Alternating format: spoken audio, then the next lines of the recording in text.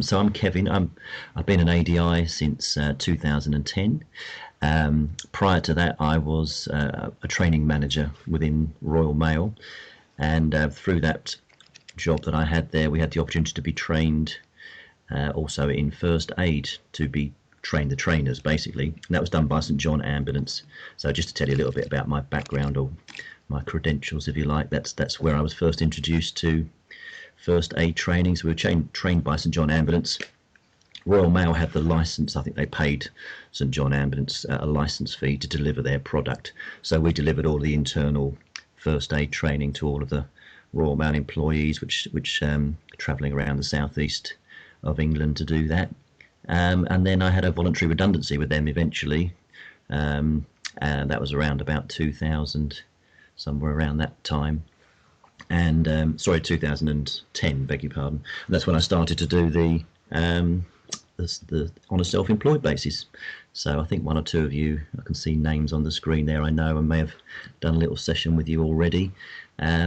So that's really my background, and the last 4 or 5 years been doing the courses on a self-employed basis, which are all fully regulated. So that's a little bit about me, but first aid trainer as well, as a driver trainer. So coming at it from both angles today.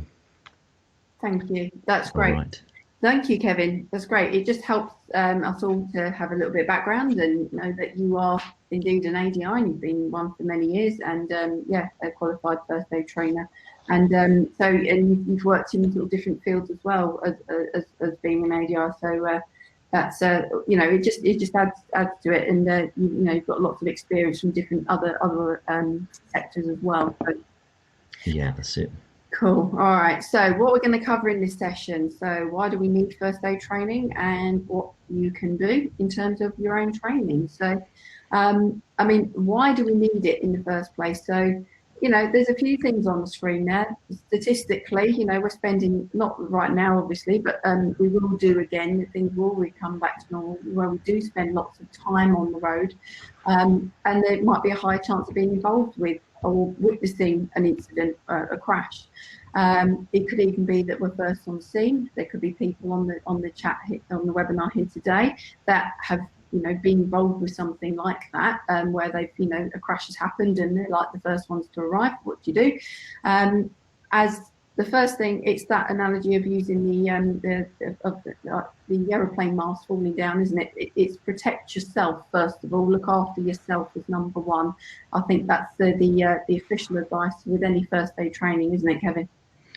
That's it. Yeah, never to put yourself at risk. Otherwise, we'll end up with 2 casualties. Exactly, just making things worse. So, protecting yourself. So, making sure that you know about first aid training. You've got the official training. You've received some qualified practical training as appropriate to your line of work. Your customers as well, making sure that we know how to look after those guys and girls, and also members of the public, because it's such a it's a life skill, isn't it? It's not just something where it's a driver or rider training situation. It's for everybody in any walk of life, and also enables us to assist the pupils with their theory practice questions as well. So there are questions on that, as we know, in first aid training in the theory test, so that will help with that as well. The benefits, there's lots of things that you can go through. The benefits, just have a little look at those at the moment. First on scene of a crash. So as we said, the more time on that road, the higher chance of being something involved. It is, again, just to reiterate, the confidence for us for anybody when dealing with a first aid issue, be it work or personal related. So we're better equipped to recognise and understand issues that could develop. So again, many of you might have been in a situation during a training session where this has happened to you. So I've had people say, well, what do we do if? What we're not doing on this session today, and this is where you should only get the qualified first aid training, is to give advice as to this is what you do if. That needs to come from a qualified first aid trainer. But making sure that things like, asking your pupils before you start to work with them, have you got any health conditions? And I know that some trainers find this a little bit awkward, or, should we be asking that type of thing? But you're asking it to look after them. You're asking it, you've got the best interest at heart. If they don't want to tell you, then they won't, but at least you've tried to find that information out. So if someone says, yes, I've got, let's take, I don't know, for example, diabetes, then it's questions then about, well, does the people know how to recognise the signs of diabetes? What type of diabetic are they? Type 1, type 2? Do they understand how having low or high blood pressure, blood sugar affects them? What are the signs? Do they recognise their own signs? Is it something which they've been living with for a long time, and so they do recognise those signs? Or is it something which they've been more recently diagnosed with? So they might not at the moment. They're still getting used to it themselves. So it's having those sorts of conversations with people if they're willing to do that. So then you know best how to respond, and then you know to look out and look after them in that respect. How do they manage if they have anything? So if we're talking, if they suffer from, say, with diabetes, say low blood pressure, I keep saying blood pressure, low blood sugar, do they have any like sugar boost, carbs, a chewy bar, dextrose tablets, anything, jelly, sweets, drink, anything to sort of bring their blood sugar back up? Should they have that? And do they recognise all of those sorts of signs? So all those sorts of things, they are so important to us at the beginning of learning when we're finding out about that person. The other thing as well is we have developed a short, free online course about this. It doesn't give, as I said, we're not going to give first aid training. That's what a practical course would do, and that's what we can do via Kevin as a qualified first aid trainer. But it just gives you a few pointers, and we've referenced it all the way through. We've taken advice from sort of Red Cross and Highway Code and things like that. So this all information is out there, but we just popped it in one place, especially now where you might be around a bit more during the day than you were, and you've got a little bit more time on your hands. You can look at things like that and consider maybe looking at booking yourself onto something like this when things do return back to normal. We're allowed to do this type of training again. So this course covers those points that we've seen on the screen, but in the bold at the bottom, nothing will substitute a fully qualified practical training session with someone like Kevin or a qualified first aider. Anything to add at the moment, Kevin, from your point of view? No, I think that you've sort of outlined the key benefits and so on. So I think it's good to have a good overview, which is what this first aid online session will provide, just a little taster. Yeah. And hopefully that will whet people's appetites to want to consider doing the actual practical course, as you said, as and when we're allowed to do those again. Yes, absolutely. But it's a time when we have got a little bit more time on our hands now. So it's great that DIA have got all these online courses to sort of develop our little bit of CPD while we're twiddling our thumbs a bit, make ourselves keep the grey matter working. Absolutely, it's an excellent time for doing all of that. I mean, other benefits as well is obviously it's not just for us and looking after our students and looking after, wider members of our family, members of the public. It's also making sure that we try and instill that first aid, that need to have proper first aid training into our pupils as well. And so hopefully they, to recommend that they get themselves onto a course as well, should they find themselves in a situation when they're driving or, first on scene, things like that. I mean, other things that we can deal with, and we do all the time, keeping your distance, it's that 2-second rule, 4 seconds and all the rest of it when it 10 times when it gets snowy. It's just things like that. It's just to kind of, when we're talking about this is the amount of space, it's also for, just keeping out of danger, keep yourself safe. You don't want to get into this situation in the first place. And And I know what ADIs do that. So advisors, as I say, we all get training. And yourselves, if you have this training yourself, then it could open up other CPD opportunities for you as well. And you could also yourself look to become a first aid trainer, because it could open up more avenues for you there as well. Kevin, I just wanted to sort of say about the current situation, because we were going to just address that.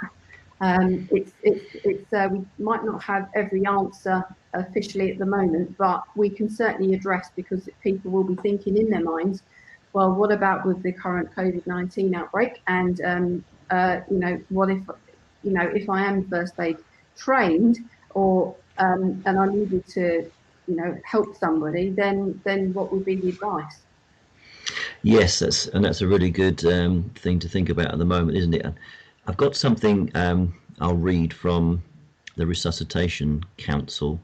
So I think, yeah, the first thing to say is if you are already first aid trained and you found yourself in a situation where we are allowed out, say at the shops, and you were doing your food shopping and somebody collapsed in front of you, what would you do?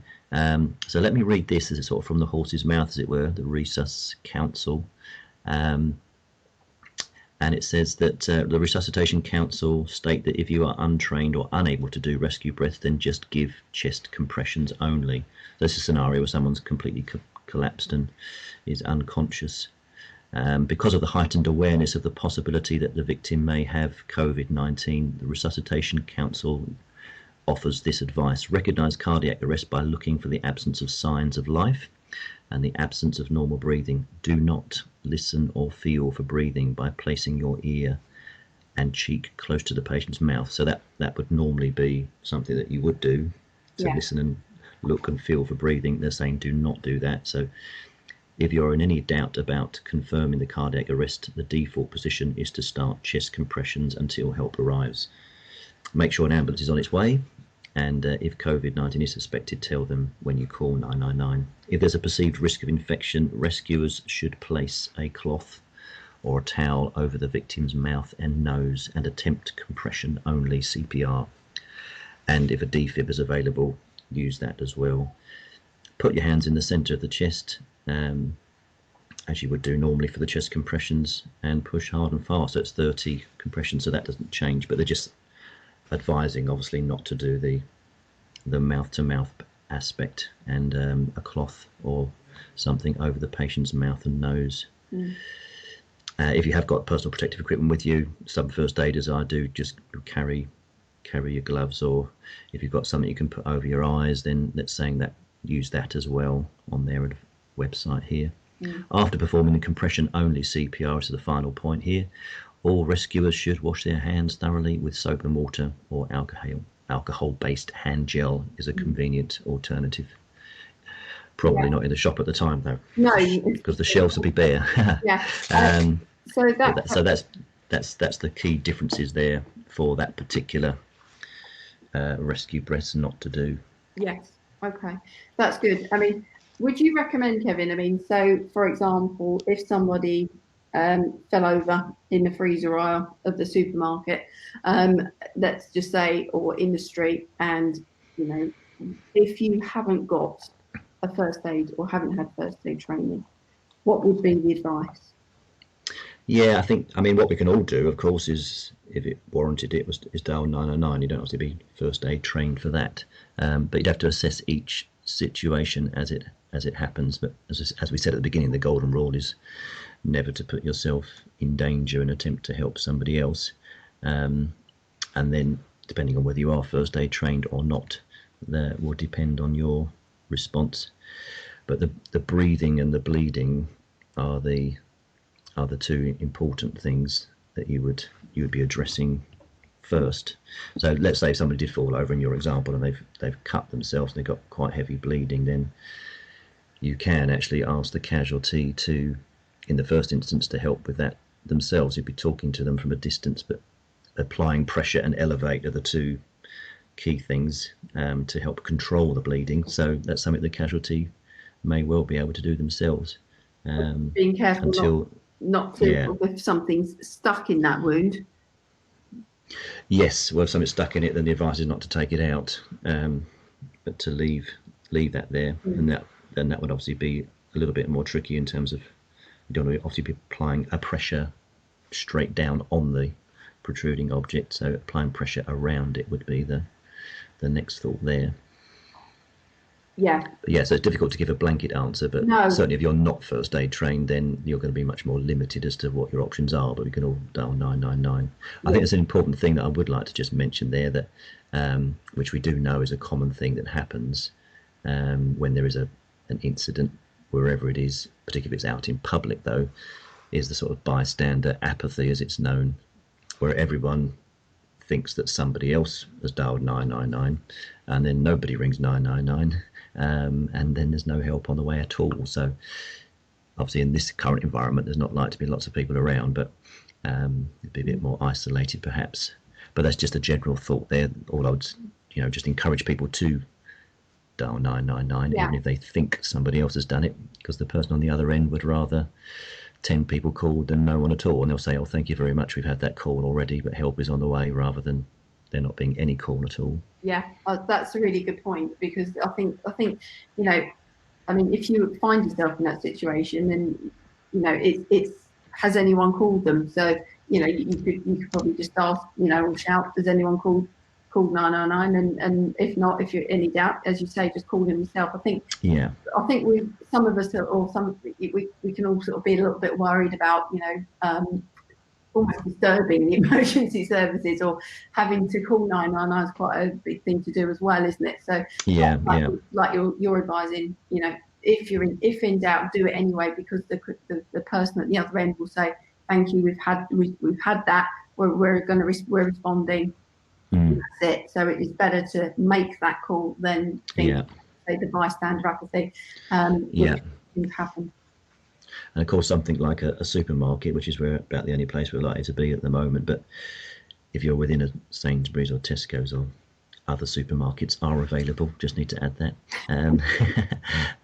Of course, they'll have their own first aid trainers, people who are trained as first aid on site as well. So I'm sure there'll be hot on the case as well, a member of staff that is allocated to the first aider there. So, but you can obviously assist if you are trained to do so. Yeah, I mean, it was a really valid point about certain things. You can talk the injured person through their own self, looking after themselves in certain instances, and I think that's something which we might not always immediately think to do, because you kind of rush to that person, don't you?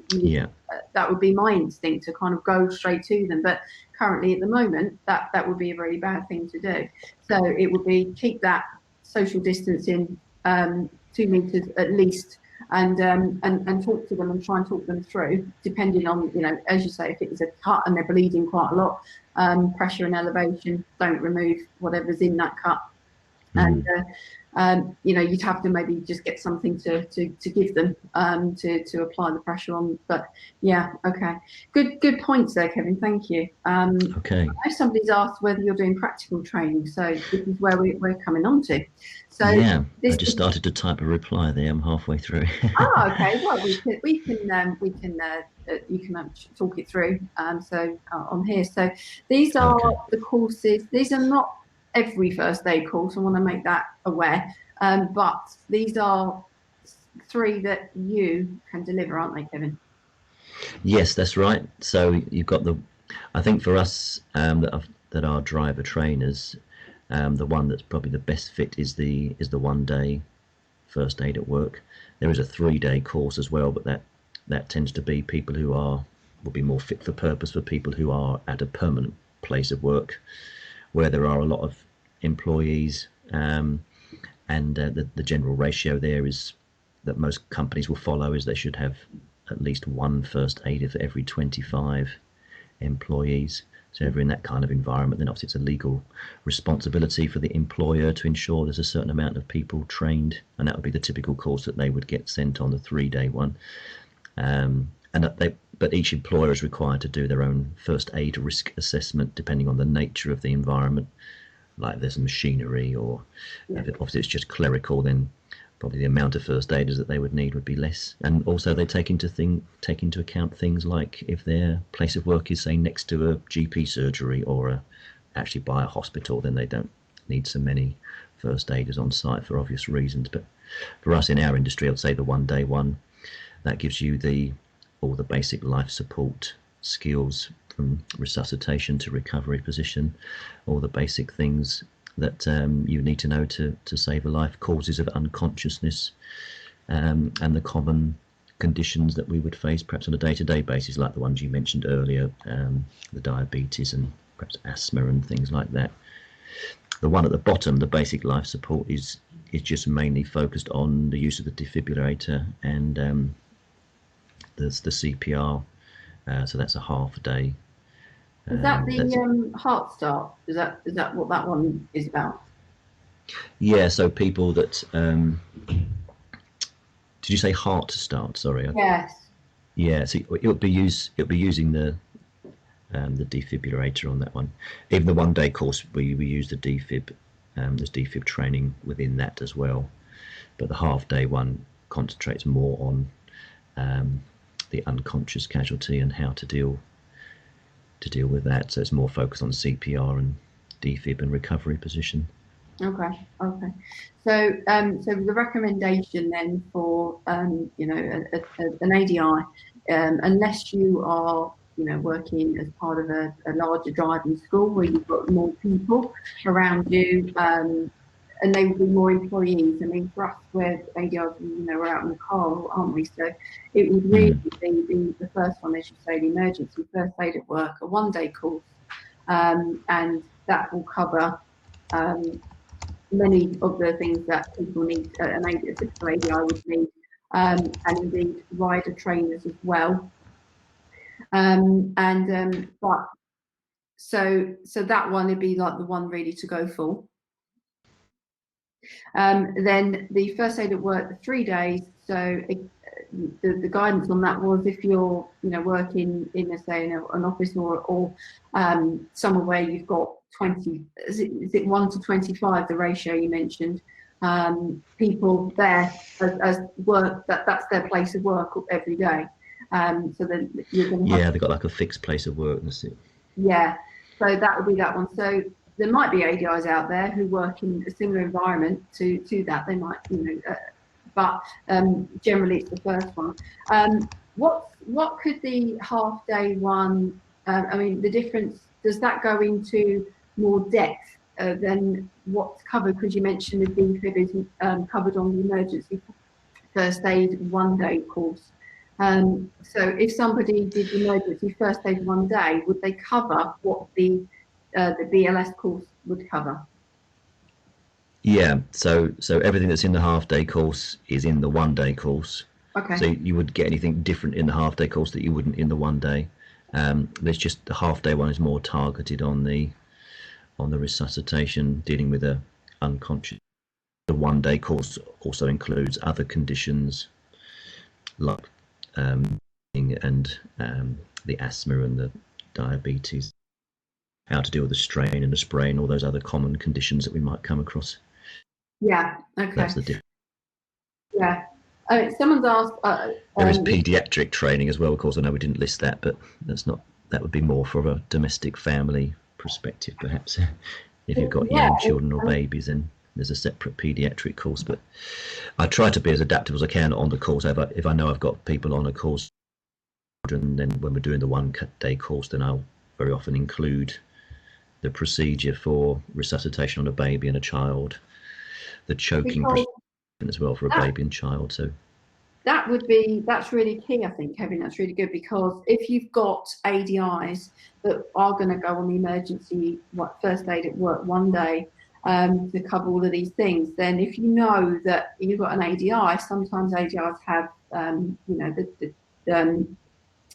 whether the pupils brought their child along on the lesson. Some ADIs will, yes, that's a thought. It's perfectly able to do that and all the rest of it. But so the child's in the back playing with their Lego or something, swallowed a bit, and now we've got to jump into action. So that type of thing would be something which an ADI would discuss with their pupil as a point to say, you know, if you are going to, when you drive, when you pass, and you are going to have your children in the car, even on a lesson with me, this, you know, you want to cover up this eventuality, don't you?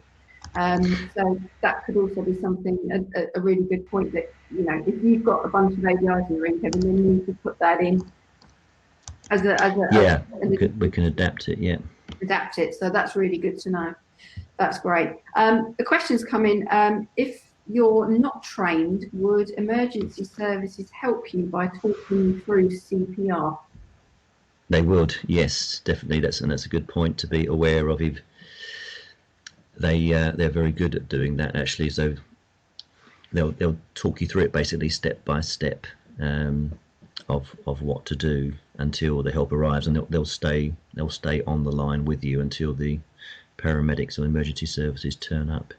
Yeah, okay. So they can give you like instant help over the phone, step by step. Yeah. Okay, brilliant. Okay, good. So that's great. So, I think that was Ashley. oh, Ashley Fassett, was it? okay.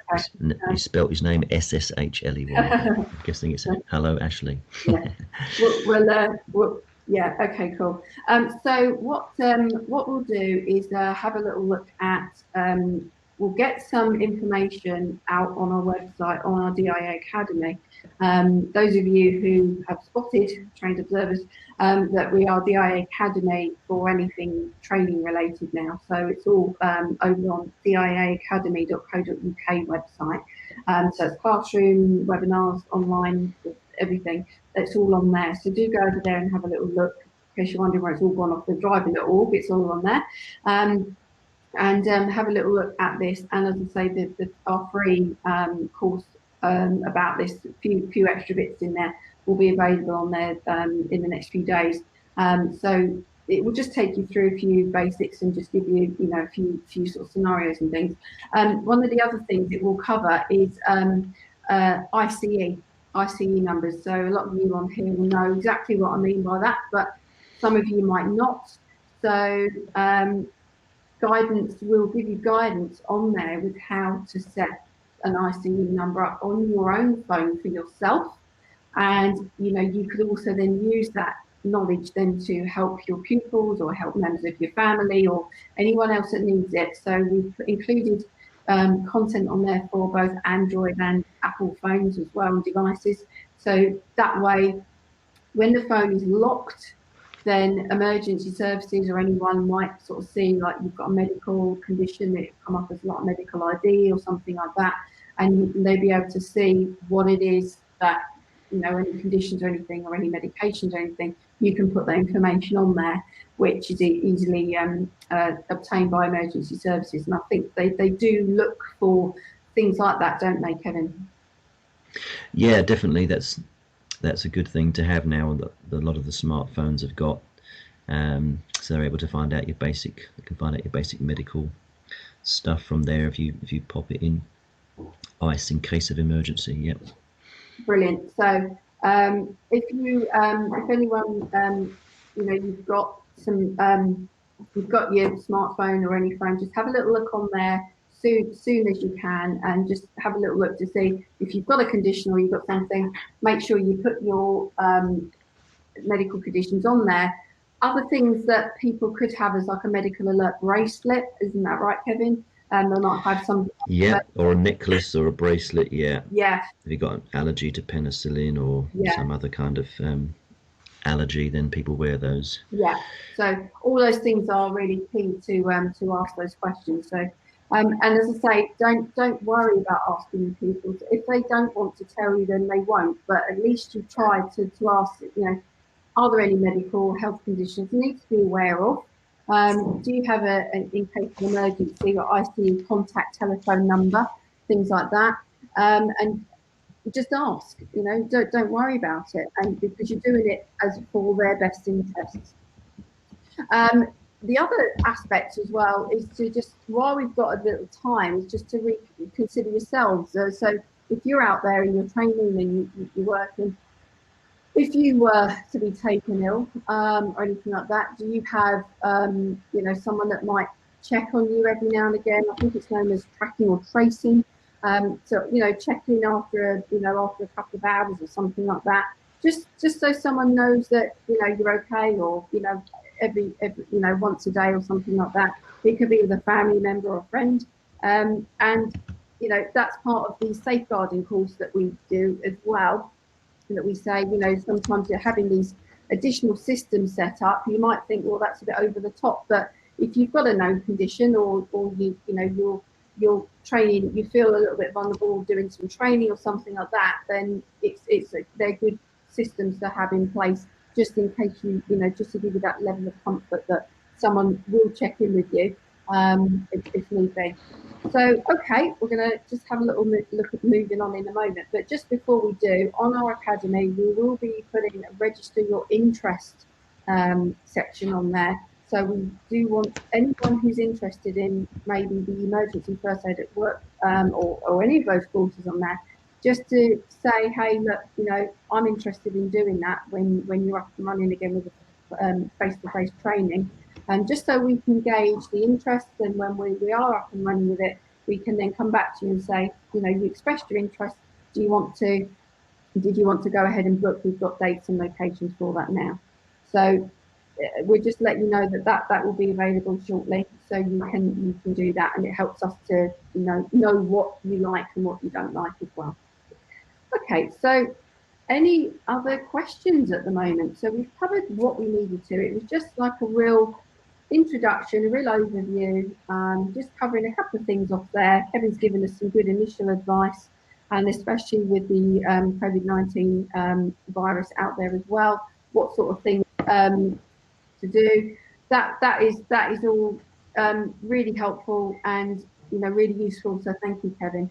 Does anyone else have any other questions? So pop them in the chat box if you do.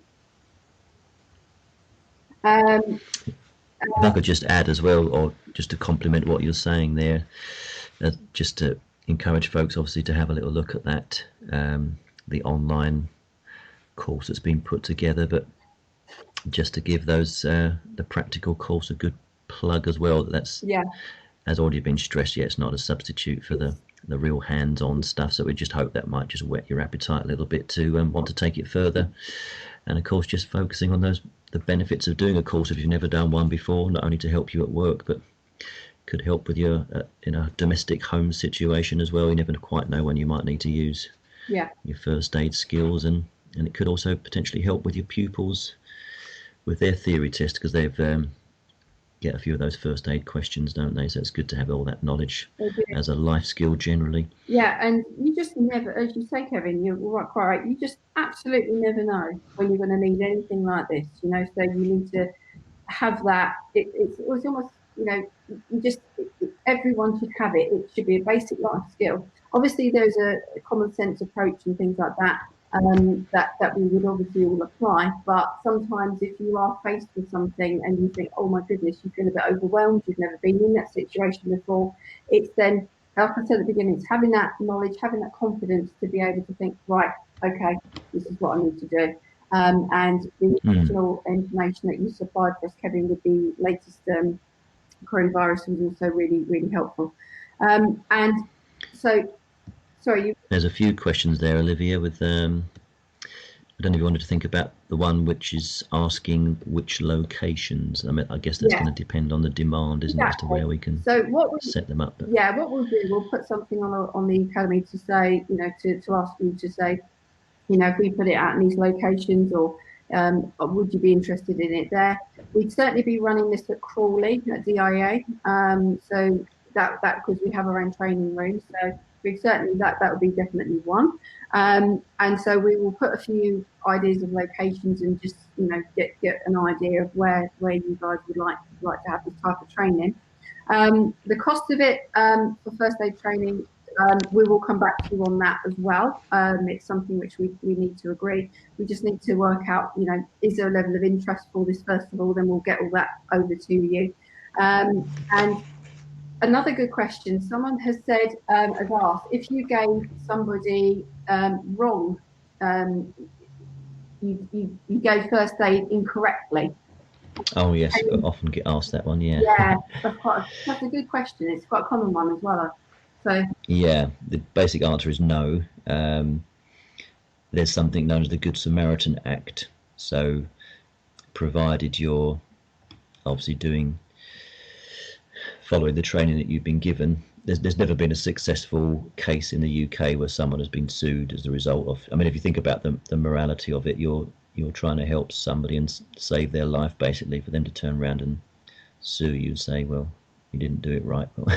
yeah, Doesn't quite sit comfortable, does it? But no, I think it is common.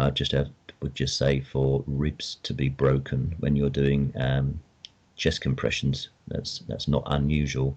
But there's never been a case where someone's sued as a result of first aid treatment being done incorrectly, right. because you're just doing it out of the motive of your heart. You're not to help somebody. So that Good Samaritan Act covers that. It's a natural thing to worry about, but Yeah, hope absolutely. that alleviates any concerns. Okay. All right. So someone's asked about the short course. Is it on Academy? A couple of days. It will be up there. So it'll be up there this week. So you can access that. In the meantime, go on there, as I say, diaacademy.co.uk, and have a little look at some of our other bits and pieces that we've got on there. And let us know suggestions for further webinars, further short courses that we can, supply to you at this time in particular. We've got some ideas ourselves, and but great, always give us the input, because it's what you want, and we'll do our best to get that done for you ASAP. Okay, so I think that's it for the questions. Someone just asked Southampton area, but I think we've answered that already. Just the more people that express an interest, then probably able to go to a wider area, but Yes, of course. So just needs a minimum amount, at least 4 people to run a course in the first place. So, but that will also, as with any sort of classroom-based training, if we're doing the training outside of our own premises at the IA, because obviously we've got our yeah, training ready to go, then obviously it's making sure that we can make it as cost effective for you when we're delivering it in an external premises. So that yeah, it might because overhead's a bit greater. Appreciate that. Yeah. Yeah, exactly. So we always do our best to keep that as low as possible, and you have your CPD vouchers, things like that, that you can redeem against things like that as well. So we always bear that in mind. But something like this, I think everyone should do it. So okay, right. Let's have a little look on there. So we've kind of covered this one off. Check out short online courses on Academy. There is the website address. You can also call us on that number as well, which is our main number, and or drop us a email to training@driving.org. That can we can also respond to you on there. So okay, so we're going to wrap up the session now, but I would like to say to everybody is thank you so much for your time. Thank you for attending. We're going to be doing some more webinars very soon, so keep an eye on Academy. We'll put some more subjects and dates and things out there. If there's anything particular that you want, let us know, and we'll be doing that shortly. Okay, I think that's about it. Sounds good. If I could just give a little plug, may I, just to finish, if people do want some further reading, there's British Red Cross actually have a free app. You can, if you're an app kind of person, you can download it onto your phone or your tablet. That gives a good overview of first aid procedures as well. They've got a separate one for paediatric and general. Brilliant. Okay, that's great. That's great. Okay, well, everyone, have a little look at that app, and as I say, stay safe, stay well, and stay in touch with us, and we'll continue to do the same with you. And again, thank you very much for attending today. Thank you, Kevin. Thank you very much. I enjoyed it. And yeah, stay safe, everyone, and see you soon.